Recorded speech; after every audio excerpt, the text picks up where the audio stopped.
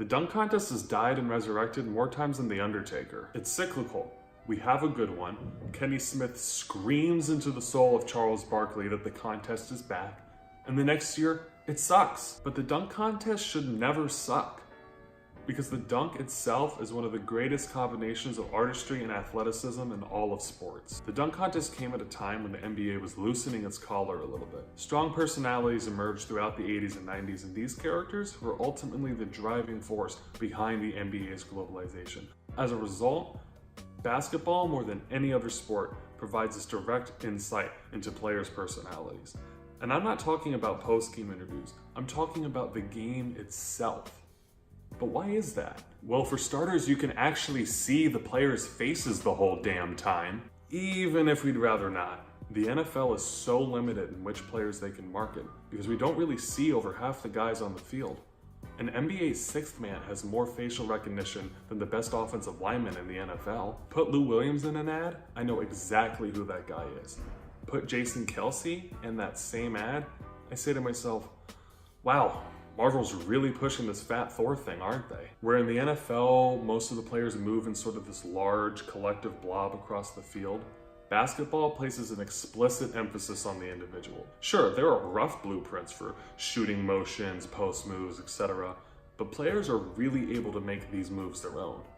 Yeah, Akeem Olajuwon wasn't the first person to use an up and under, but the way that he did an up and under, that shit just hit different, man. Like pizza at 1 in the morning, or Mike Tyson literally hitting you in the face. That sort of creativity doesn't exist in other sports. A batter can't swing with one arm behind his head like he's Karl Malone. A quarterback can't sham God the ball before throwing it. These concepts of visibility and personal expression combine perfectly in the form of the dunk. It's a freakish display of athleticism in which the dunker, very white phrasing, is free to do as much or as little as they please during their flight. The dunk is poetry, it's Shakespeare, it's a player giving fans a view into their soul to tell us something about themselves. Dunks are really fucking cool, okay? So why is there zero interest in a competition purely dedicated to the art form? In recent years, the dunk contest has become less popular than the home run derby. No offense to baseball, but that sport is so far up its own ass in good old boy traditionalism, players actively fight against self-expression. Real shit, if you so much as look at a ball for too long after you hit a home run, let alone flip your bat, your next time up, your reward is glorified assault with a deadly weapon. How is that allowed? Could you imagine if every time Zach LaVine threw down a dunk in transition, next possession he was greeted by a Sheamus-styled bro kick to the goatee? If a league with a full-blown fun police is beating out your all-star weekend, you've got a problem. And that problem starts with what makes the dunk contest special to begin with. Personalities. This is not a make LeBron James and friends do the dunk contest video. Yes, great players can make the dunk contest more interesting, but it isn't a prerequisite. The problem is that the players are bad, and the bad players have the personality of a doorknob. Let's look at the last contest, for example. Who are these people? And as much as I mean that in a literal sense, my bigger point is, who are these people? I couldn't tell you anything about these guys other than the fact that Hamidou Diallo's name is a nightmare for substitute teachers across America.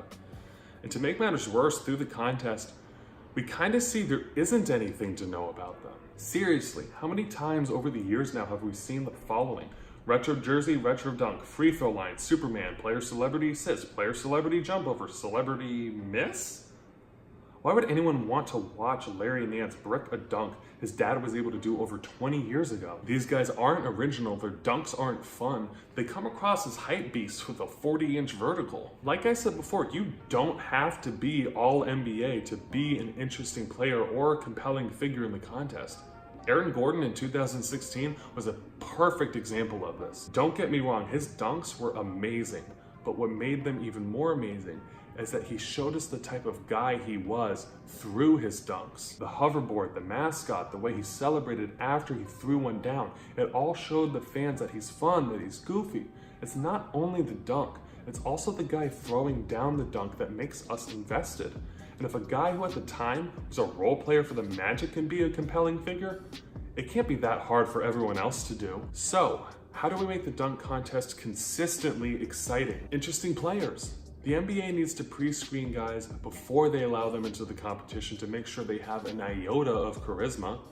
And after you do set the roster, show us why you picked them. Have them cut promos, do character profiles. Let us become invested in them as people leading up to the competition. No celebrity judges.